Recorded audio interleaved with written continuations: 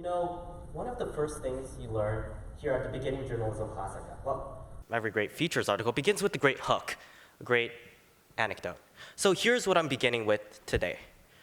A while back, there was this film that came out called Richard Jewell, Clint Eastwood film. Anybody here in the audience heard of it? Yeah, okay, maybe a couple of people. Yeah, it was about this man called Richard Jewell. I will say, though, that the film took some artistic liberties. So first things first, let's set the record straight. The story of Richard Jewell begins more than 2 decades ago during the 1996 Summer Olympics, held in Atlanta, Georgia. For the purpose of these Olympic Games, the city of Atlanta decided to construct a shiny new green space in the center of downtown, christened Centennial Olympic Park. And what happened was that people who went to the Summer Olympics would gather at this park. There were concerts there.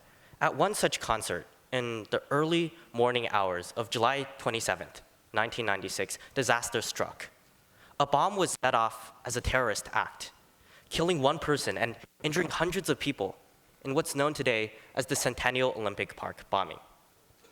Richard Jewell, the titular character of our Clint Eastwood film, was a security guard that night. He'd been manning the soundstage near one of the concert halls, and as it turned out, he found a suspicious backpack underneath the bench that contained the bomb. Just seconds before the explosion, he quickly cleared the area and saved dozens of lives thanks to his quick thinking.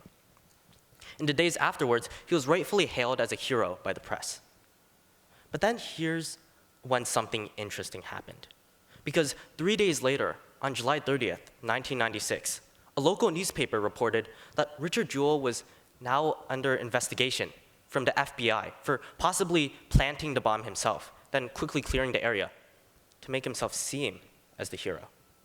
And then, as more and more newspapers and cable news networks picked up on this news, the narrative blurred and shifted and quickened until it became clear that unquestionably, Richard Jewell was the bomber.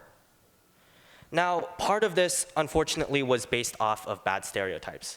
Richard Jewell was what many people would call a typical Southern redneck. He was overweight. He lived with his mom. He could be at times naively overzealous. He was what people called a wannabe cop.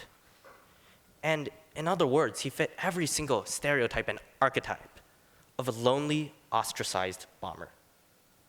In the days and weeks and months following, the press turned Richard Jewell's life into a living nightmare. His name was repeatedly dragged through the mud. The press followed him around in unmarked cars, and they placed boom mics outside his mother's apartment, hoping to catch a scrap of audio of confession or of guilt. Now, there's just one small problem here. Because in October 1996, the FBI acquitted Richard Jewell and cleared him of any crime. It turned out, after all, that Richard Jewell was innocent. Now, those of you in the audience might be wondering why I'm sharing this anecdote about something that happened more than 2 decades ago and on the other side of the country. It's actually quite simple. This summer, I was in Atlanta covering the anniversary of the Centennial Olympic Park bombing. And I was in the park itself, and I ran into a man, and I asked him, "Do you know what the Centennial Olympic Park bombing is?" "Yeah," he said. "Okay." And I asked him, "Were you here in Atlanta when the bombing happened?" "Yeah," he said again. "Okay, great, we're getting somewhere. Final question. What else can you tell me about the bombing?" "Not much else," he said, except that the FBI had investigated some guy called Richard Jewell, and that Richard Jewell was the bomber. Okay, I want all of you in the audience to imagine that. Imagine reading a piece of news right now in 2020 and having a piece of misinformed news stick with you for 24 years until you'd be maybe 40 years old for the students in the audience.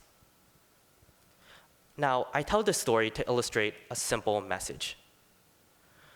The words journalists write have incredible power and incredible influence, whether that's used properly or not. And in this case, it's pretty obvious that Richard Jewell's life was destroyed because of what the press had reported about him. Now, that summer in Atlanta, I wanted to find out how, in the subsequent decades, how has journalism changed? and will continue to change. And I found 3 primary factors behind any changes that journalism has taken and will continue to take in the future.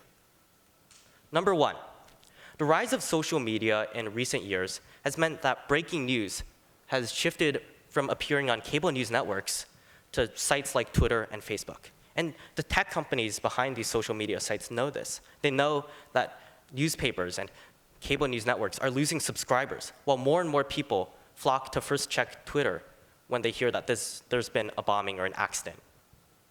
Number 2, newspapers as a financial model are no longer sustainable. It used to be that every single household in America would either receive a copy of the New York Times or the San Francisco Chronicle or the Washington Post on their doorstep each and every morning. But now, as we've entered the digital age, that's no longer true. Newspapers are finding it harder and harder to persuade their audiences to either receive a physical newspaper daily or to subscribe online. I mean, how many of you in the audience have used incognito mode to read the New York Times? And lastly, since earlier last decade, journalism has faced an increasing attack from politicians determined to spin the narrative for their own purposes. Trust in journalists is declining, and it's getting harder and harder to report out the truth. Now, some people might argue that President Trump's anti-press rhetoric is merely harsh, albeit harmless, criticism of the news industry. That's simply not true. Since 2016, dictators such as Rodrigo Duterte of the Philippines or Nicolas Maduro of Venezuela have used the phrase fake news to justify mass violence against journalists. Well, okay, that doesn't sound like great news, pun intended. But at the same time, I'm sure that many of you in the audience have heard all of this before. You've heard how journalism is currently in a state of decline. You've heard how we're living in a quote-unquote post-truth society. You've heard of the importance of a free, independent press. But there's also the flip side of this that you might not have considered, that as we've entered the 21st century, our definition of journalism has expanded to include a wider form of media and mediums. I'm willing to bet that more people in this audience listen to podcasts and read the Wall Street Journal, that more students at Gunn follow Gunn Style Watch on Instagram than watch Wolf Blitzer on CNN. Podcasts, social media accounts with millions of followers, even all those BuzzFeed YouTube channels, yeah, I'd argue that's the new journalism. People keep saying that the media is crumbling, but actually, it's just evolving and changing, and it's already happening before our eyes. At the same time, here's something to consider. Why? Why is it that the emerging media, the name I give to all of these podcasts and these YouTube accounts and these Instagram accounts, why is the emerging media doing so much better than traditional journalism? And to answer that question, let's just talk about something completely unrelated. Okay, audience, I know it's after lunch, but I do need your participation for this part. Okay, raise your hands if you've heard of the USC college admission scandal. Okay, wow, a lot of you in the audience. Hands down, thank you. Audience, raise your hands if you've heard of the Stanford GOP plan. Okay, bar fewer people.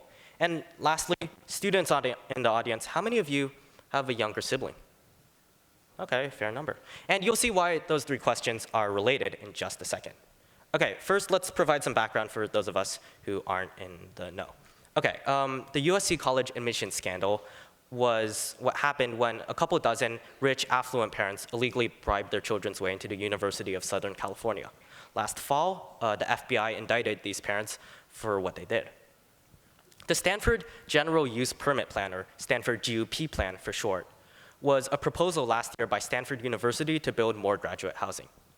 More graduate housing means more kids of these graduate students, school-age children, and these school-age children would be funneled into our school district.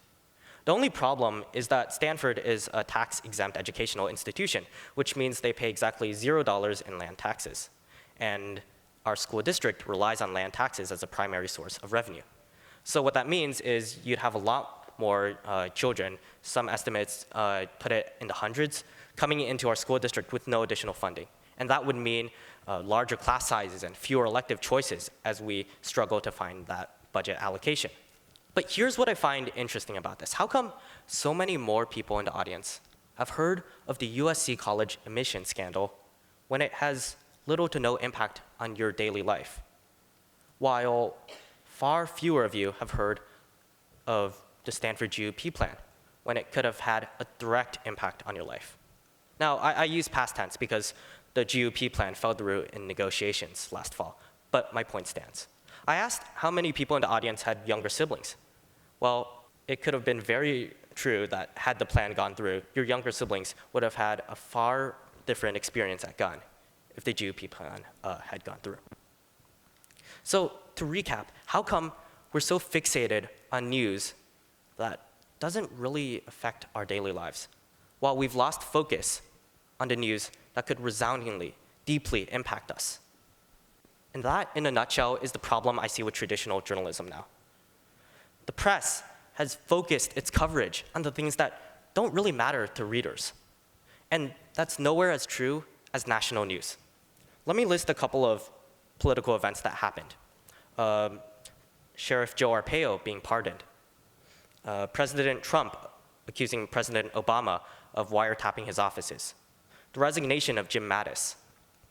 And President Trump calling for a military parade through Washington, D.C. Now, how many people in this audience can place those events in chronological order, let alone tell me exactly when each and every one of those events happened? As an audience, I'm sure you feel some sort of emotion that I'm invoking when I mention those events. But what actually happened, the controversy, the consequences, they don't stick. The media extensively covered each and every one of those events. But as consumers and as readers of the news, we don't take anything tangible away. First and foremost, the goal of journalism is to enact change. So when we're given this steady stream of information that overwhelms us, that's not the right way to enact change. Because when you hear about what President Trump said or did in the White House this morning, all you do is feel emotionally burnt out. You're overwhelmed, you feel helpless, because given this constant, never-ending influx of information, you feel that the world is beyond your control. Conversely, Humans of New York and Gun Watch have hit the nail on the head. They found what matters to consumers, and by covering it relentlessly, they found success. But at the same time, there is a caveat to this success. One of the reasons I decided to join beginning journalism here at Gunn was because of this film we watched in that class called Spotlight. It's about a team of Boston Globe reporters that unearthed the fact that the Catholic Church has been covering up child sex abuse by priests for decades. The process of reporting out that story wasn't easy. It was often the most difficult thing the reporters had to do. They had to listen to the emotional trauma of the victims, talking about the child abuse they suffered, the depression, the grief, the pain, the loss. And you know what? The Catholic Church fought them at every single step of the reporting process. And when the article was finally published, many of the Boston Globe subscribers didn't even want to read it because, come on, who wants to have to stomach these hard truths? Yet since the publication of that article, the Catholic Church has been forced to investigate nearly 3,000 cases of child sex abuse by priests. I don't think there's a single person in this audience who wouldn't argue that the publication of that article was not only essential, but long overdue. There was this other article I read about a local reporter who recently died. At his funeral, somebody from across the street shouted, "Burn in hell," at his casket. And yet for the reporters gathered there for his funeral, it was like this badge of honor, because it was the fact that this local reporter had so aggressively reported out the truth and taken risks within his profession that led to the phrase "burn in hell" directed at him. So that's something the emerging media needs to consider. If we're only appealing to readers' interests, how can we focus on something just as important, the truth? Nobody's going to shout "burn in hell" at Humans of New York. And frankly, that's an issue. So right now isn't the time to take a breath of relief because the emerging media is so successfully replacing and supplanting traditional journalism. No, instead we need to, as consumers, as readers of the news, we need to be vigilant and hold the emerging media to the same set of standards that we hold professional journalism to. And as for the part of traditional journalism, we need to not only uphold the principles of journalistic integrity, but at the same time, reshift and refocus and rethink our coverage, to find what matters to readers. Now, you might be wondering how. Well, many of you in the audience, are students. And so that coverage that matters takes the form of local news, and it takes the form of student-driven, student-focused news, to TBN and Oracle. Well, let me show you something. This is 2 Oracle pages, one from when I was a freshman and one from last fall. That left narrow column, you see, that's the staff bar. That's how many staffers we have on paper.